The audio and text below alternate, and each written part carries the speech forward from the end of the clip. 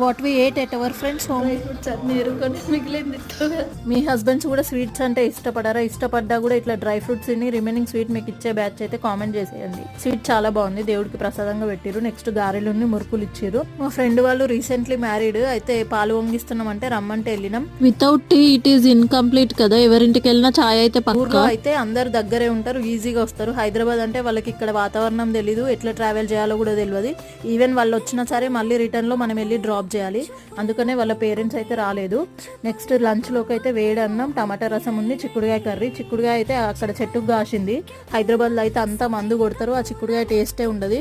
Boil చేసి మాత్రమే వండుకోగలుగుతాం. ఇంకా టమాటా రసంతో ఎంత అన్నం తిన్నా సరే ఫిల్లింగ్గా మంచిగా పోతుంది. నెక్స్ట్ థమ్స్అప్ తాగినాం, కర్డ్తో కూడా తినేసి లాస్ట్లో ఐస్ క్రీమ్తో అయితే ఇట్లా ఎండి చేసిన.